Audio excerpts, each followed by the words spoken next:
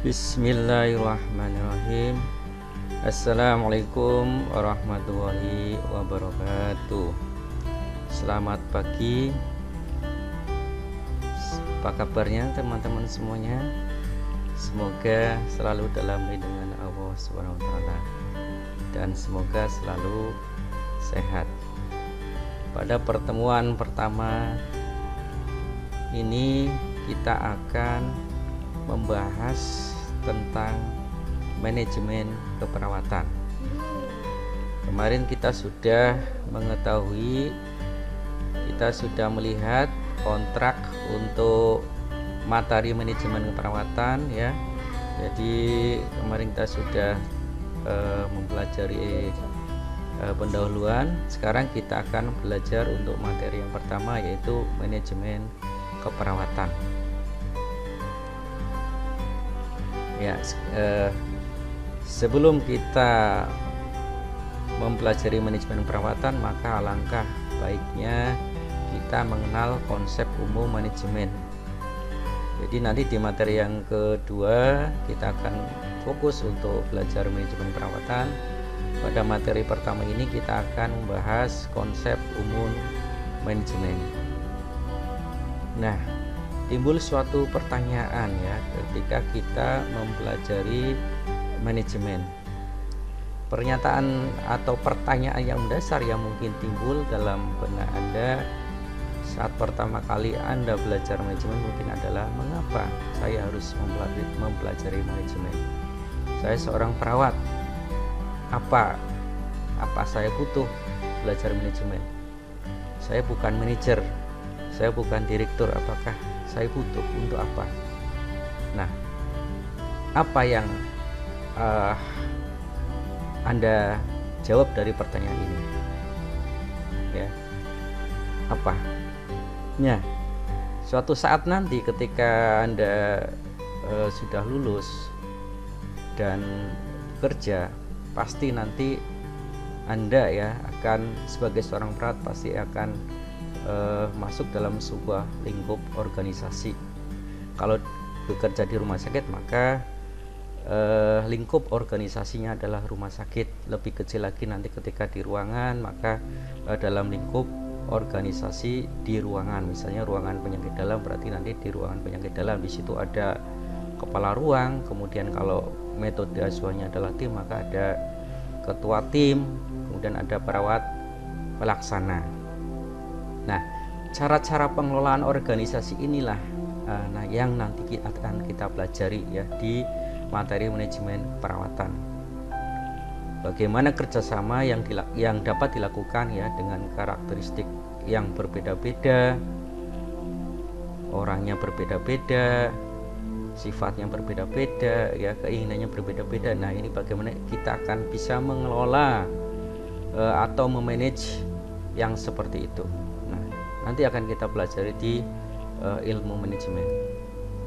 Nah, capaian pembelajaran pada materi yang pertama ini adalah, yang pertama ada 5. Yang pertama nanti Anda akan mengetahui ya pengertian manajemen secara umum.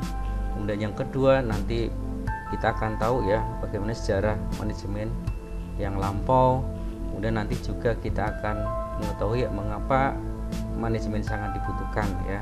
Jadi kita tidak sia-sia untuk belajar manajemen.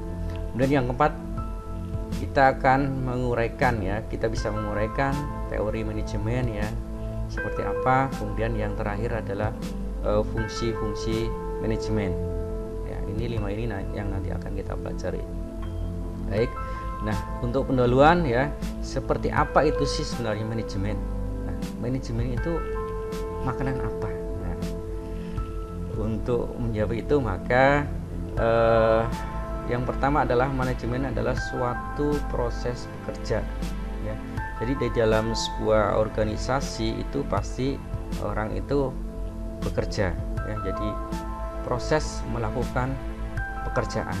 Nah, proses melakukan pekerjaan ini yang seperti apa ya, tidak mungkin kita akan sendiri ya, tidak mungkin kita bekerja sendiri ya di dalam suatu organisasi, maka perlu orang lain, melalui orang lain ya. Jadi suatu proses bekerja melalui orang lain kemudian tentu akan ada goalnya atau tujuan akhirnya ya, yaitu untuk mencapai tujuan organisasi, kemudian dalam suatu lingkungan yang berubah. Nah, lingkungan yang berubah seperti apa? Yaitu lingkungan berubah yang lebih baik, yang tadinya tidak baik maka akan menjadi lebih baik.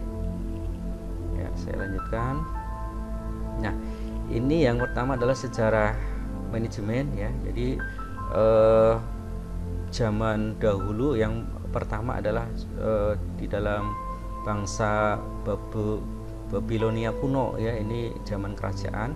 Jadi menggunakan ilmu manajemen untuk mengurus sebuah kerajaan. Nah, di sana ada rajanya, ada ratunya, ada patihnya ya, ada sekarang ada menteri ya, ada dayang-dayangnya. Nah, ini bangsa Babilonia kuno ini menggunakan ilmu manajemen untuk mengurus sebuah kerajaan.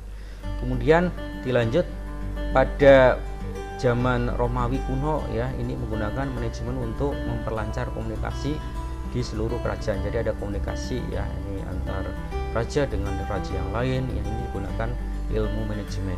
Kemudian pada bangsa Mesir ini menggunakan teknik perencanaan ya, jadi sudah ada perencanaan yang baik dan pengendalian dalam membangun piramida ya. Kita lihat sekarang piramida Mesir ya kuno, bagaimana mungkin zaman dulu bisa membuat sebuah piramida yang bagus. Nah, ini adalah ilmu manajemen.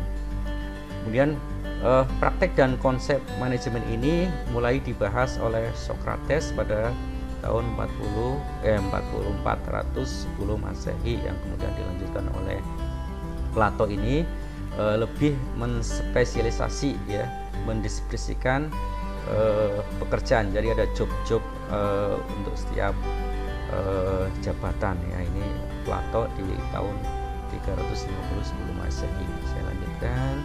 Nah, ini teori manajemen. Teori manajemen itu dibagi menjadi dua, yaitu teori klasik, kemudian ada teori modern. Teori klasik ini yang pertama adalah manajemen ilmiah, kemudian ada manajemen administratif, kemudian ada manajemen birokratis.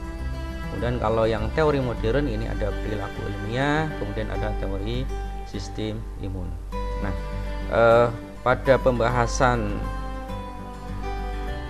soal yang kemarin ya, yang di pendahuluan Anda sudah mengerjakan soal vis perites ya. Di sana ada pandangan terhadap manajemen ya. Ini ada pandangan manajemen sebagai suatu sistem, kemudian manajemen sebagai suatu proses, kemudian manajemen sebagai suatu terapan. Nah, kemarin ada sebuah pertanyaan ya, yaitu manajemen yang dilakukan atau rangkaian tahapan kegiatan yang diarahkan pada pencapaian tujuan dengan memanfaatkan sumber daya yang tersedia itu adalah pandangan terhadap manajemen apa? Nah, jawabannya adalah manajemen sebagai suatu proses, karena manajemen itu sendiri adalah suatu proses ya, melalui orang lain untuk mencapai suatu tujuan. Nah, saya lanjutkan. Ini manajemen yang pertama tadi pembagiannya ya, ini kita lihat lagi. Ada manajemen teori klasik ya. Teori klasik tadi ada 3, ilmiah, administrasi, dan birokratif.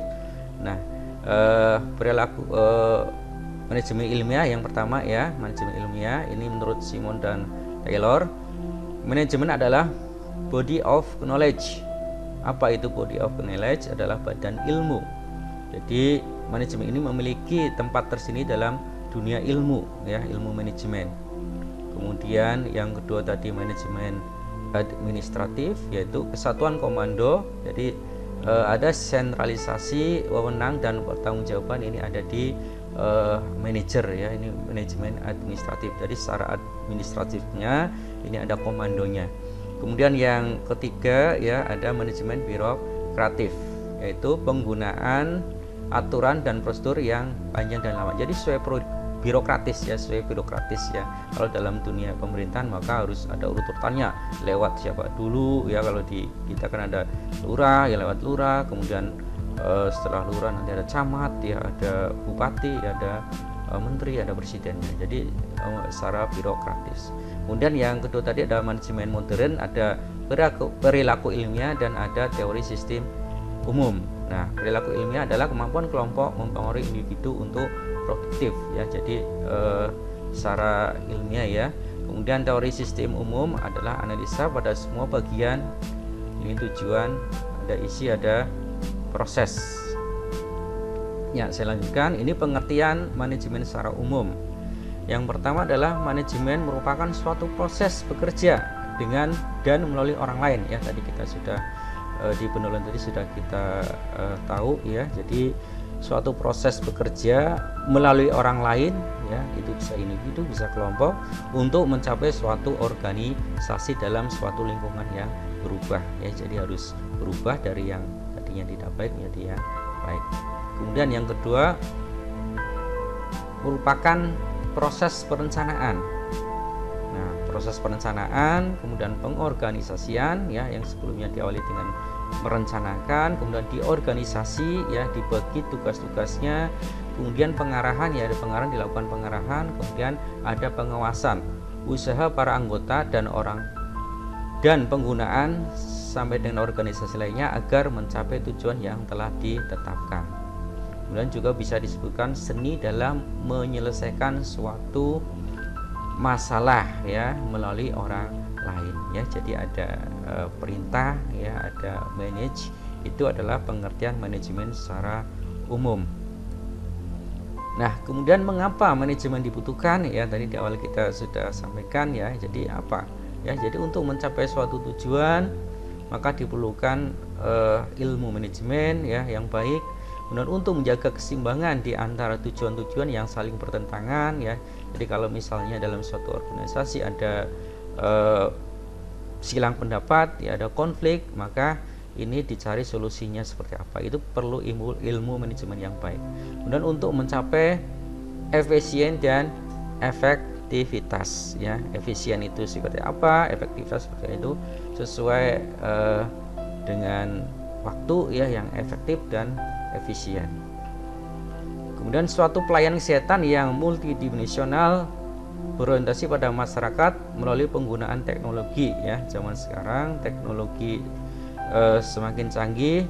Di saat pandemi ini ada ya, maka dunia pendidikan beramai-ramai menggunakan teknologi pembelajaran daring ya. Jadi tidak melalui tatap muka langsung, tapi melalui daring.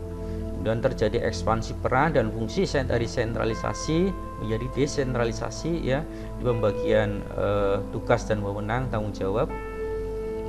Ini perlu ada ilmu manajemen ya. Jadi penting sekali kita mempelajari ilmu manajemen. Kemudian prinsip manajemen ya, secara umum prinsip manajemen yang pertama adalah menetapkan tujuan organisasi. Jadi organisasi ini mau seperti apa ya, goal yang diharapkan itu seperti apa, kita ingin seperti apa ya. Kemudian yang kedua adalah dengan goal tadi maka kita akan menetapkan rencana ya, rencana yang dibuat nanti langkah ke depannya seperti apa.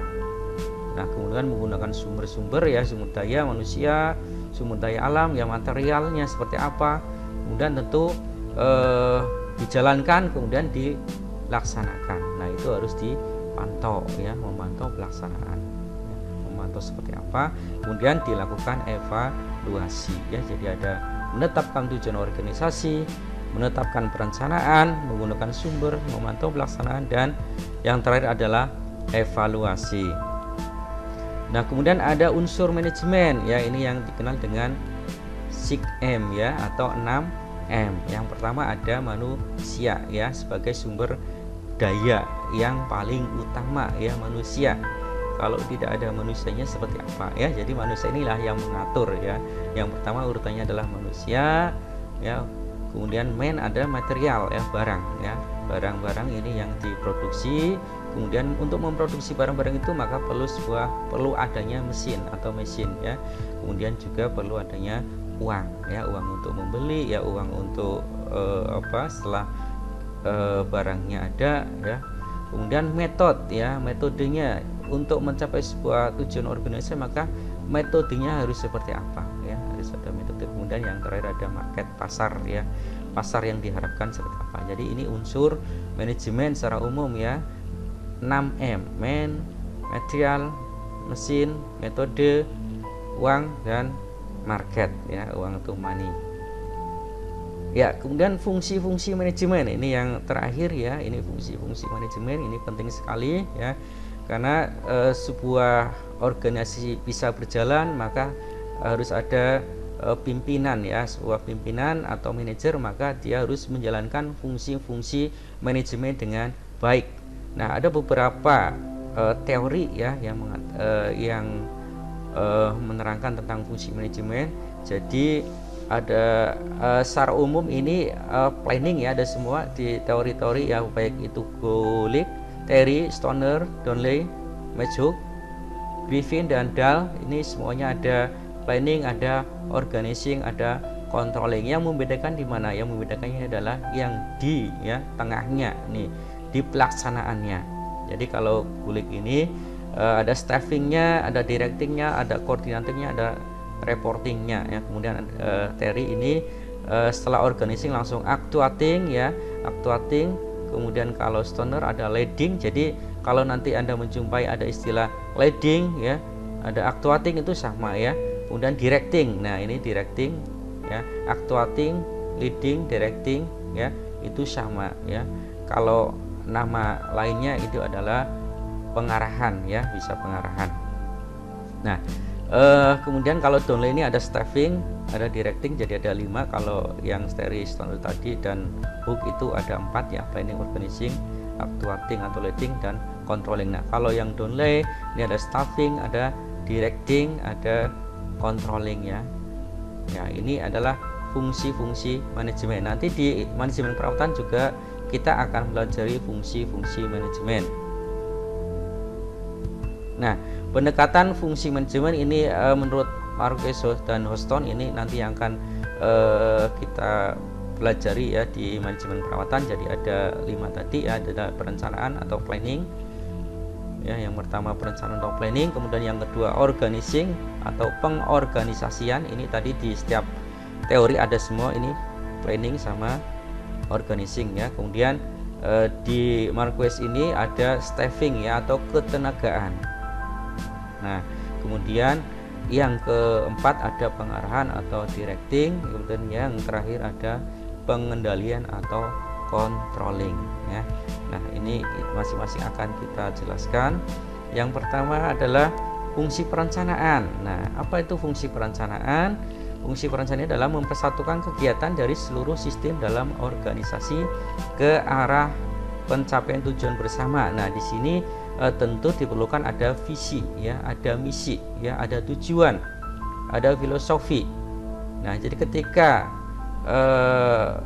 organisasi mau ditetapkan, maka yang pertama adalah melakukan perencanaan ya, membuat visi dan misinya seperti apa ya.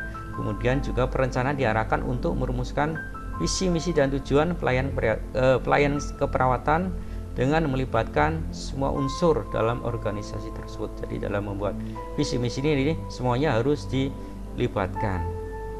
Ya, ini fungsi perencanaan.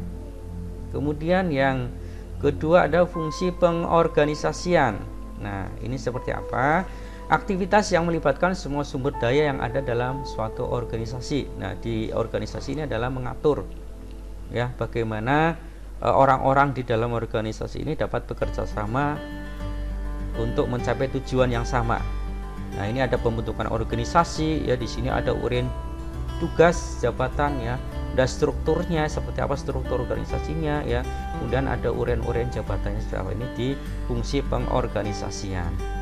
Nah, kemudian yang ketiga adalah fungsi ketenagaan atau tadi staffing ya, staff itu tenaga kerja, yaitu kegiatan yang berhubungan dengan kepegawaian.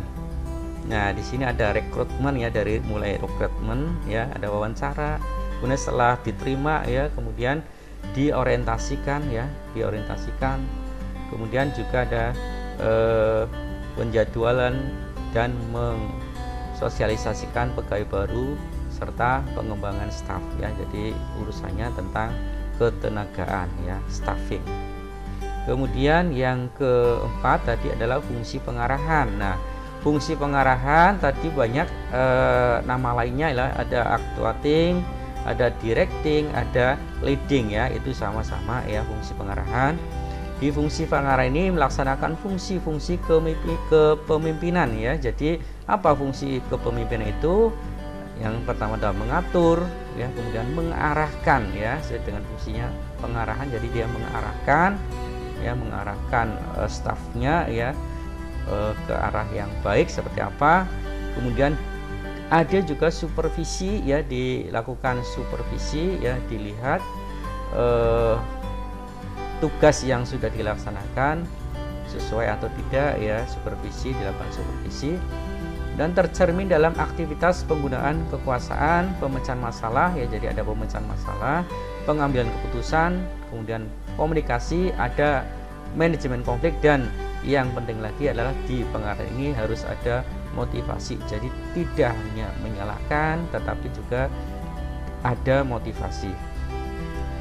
Kemudian yang terakhir adalah fungsi pengendalian. Nah, ini fungsi pengendalian atau yang disebut dengan controlling atau juga disebut dengan pengawasan. Nah, ini mengumpulkan umpan balik dari pelaksanaan secara berkala, menindaklanjuti untuk membandingkan hasil dengan perencanaannya. Jadi dilihat perencanaannya seperti apa, kemudian hasilnya seperti apa. Nah, ini dilakukan pengawasan atau pengendalian. Nah, meliputi kendali mutu, penilaian prestasi kerja, penegakan disiplin. Nah, kemudian audit ya bisa. Kemudian ini pola hubungannya adalah kerja atasan dan bawahan. Jadi yang atasan mengawasi yang bawahan ya, mengendalikan yang bawahan atau mengontrol yang di bawahnya ya. Manajer ke kepala ruang ya, kepala ruang ke ketua tim ya, kemudian ketua tim bisa ke perawat pelaksana ya. Itu kalau di dalam rumah sakit ya. Kemudian ini area fungsi manajemen ya, jadi dibagi menjadi 3 ya menurut Burgess. Ada top manager, ini yang paling atas ya, top. Kemudian ada midline manager, ini yang tengah-tengah. Kemudian ada first line manager. Nah, kalau di dalam area keperawatan, maka siapa yang menduduki top manager? Siapa? Ayo.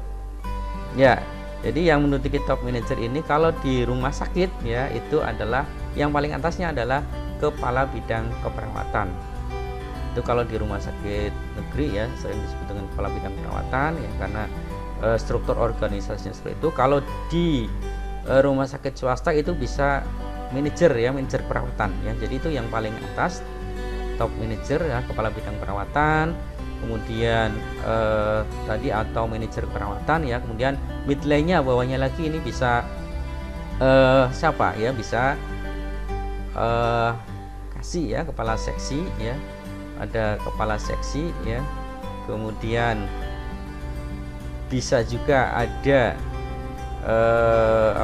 kepala ruang ya. Kemudian juga di sini ada first line manager ya, manager yang paling bawah ya, yang paling bawah ini ada bisa ketua tim ya, di sini bisa masuk di first line manager. Nah, bisa dilihat areanya ya, semakin dia top manager maka P-nya ya, ini tadi kita udah belajar, ini fungsi manajemen, ini fungsi manajemen, ada planning, organizing ya, staffing, directing, sama controlling ya. Jadi kalau top manager maka area planningnya ya ini semakin besar ya, area controllingnya semakin besar ya. Kemudian kalau first line manager ini planningnya tentu karena tidak merencanakan ya, merencanakan adalah top manager ya. Kemudian yang directingnya ini akan semakin luas ya, ini melaksanakan ya, ini yang first line karena dia melaksanakan. Controllingnya ini semakin sempit juga, ini yang paling luas adalah kalau first line manager adalah di bagian directingnya ya.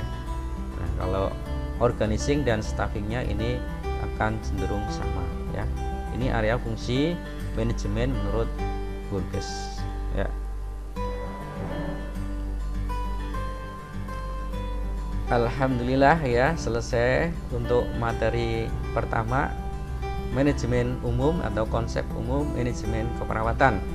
Untuk selanjutnya silakan mengikuti course sampai akhir ya di Healthy, jangan lupa nanti untuk aktif dalam forum diskusi ya, kemudian juga nanti ada tugas ya dikerjakan, kemudian juga nanti ada kuis ya dikerjakan, dan jangan lupa untuk absensinya ya, absensinya ya sesuaikan dengan kelasnya ya. Saya cukupkan untuk pertemuan pertama ya, konsep manajemen. Silakan kalau ada pertanyaan bisa dituliskan di forum diskusi ya, di forum diskusi di bawah ini ya, nanti di Healthy. Silakan. Saya cukupkan. Terima kasih atas perhatiannya. Wassalamualaikum warahmatullahi wabarakatuh.